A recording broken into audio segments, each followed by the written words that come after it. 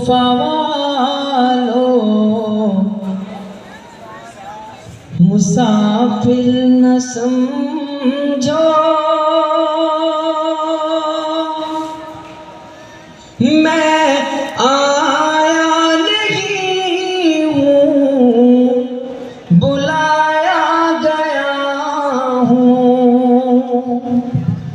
مجھے کوفہ والوں مسافر نہ سمجھو،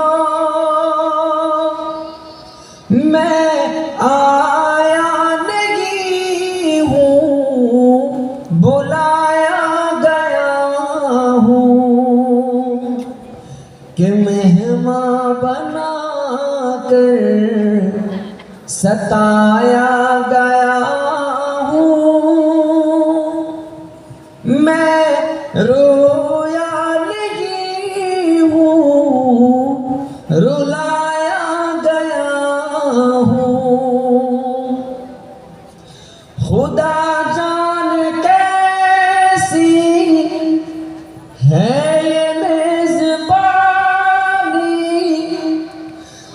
72 پیاسوں کہے بند پانی، مقدر میں ہے حوض کوثر کا پینا، میں پیاسا نہیں ہوں، پلایا گیا ہوں۔ مجھے کوفہ والوں مسافر نہ سمجھو، میں آیا نہیں ہوں، بلایا گیا ہوں۔ এই নাসিদ নিয়ে একটা কথা বলে সবাই রে, অনেকে মনে করেন এটা হাম বা নাত এরকম কিছু। এই নাসিদের বৈশিষ্ট্য হলো এটা গাজলে কারবালা বলা হয়, কারবালার গজল বলা হয়। তো কারবালার ময়দানে আহলে বাইত আল্লাহ রাসূল সাল্লাল্লাহু আলাইহি সাল্লামের পরিবার ইমাম হুসাইন রাদিয়াল্লাহু তাআলা আনহু সহ 72 জনের, বিভিন্ন বর্ণনার মধ্যে একটা বর্ণনার মধ্যে 72 জনের একটা কাফেলা ছিল ফোরাতের তীরে, ফোরাত নদীর তীরে।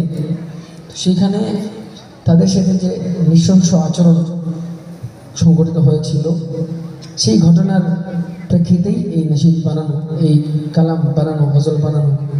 তো এটাকে গাজলে কারবালা বলা হয়। আমরা অনেকেই জানি কারবালার ইতিহাস, তবে এখানের মধ্যে না সাদা কালো মিশ্রিত আছে। কারবালার সাথে ইতিহাসের সাথে কিছু মিশ্রণও আছে। তো আমরা একদম সলিড খাঁটি যে ইতিহাস, মানে যে ঘটনা ঘটেছে হুবহু ওইটা আমরা উলামায়ে কেরাম থেকে শুনবো, এবং কারবালার এই ঘটনাকে কিভাবে স্মরণ রাখবো এটার সিস্টেমও উলামায়ে কেরাম থেকে জেনে নেব। কারণ হলো কারবালা নিয়ে অনেক বেশি ফিতনা বাংলাদেশে প্রচলিত। ওই যে হায় হাসান লইরা নিজের শরীরের মধ্যে চাকু দিয়ে কোপানো,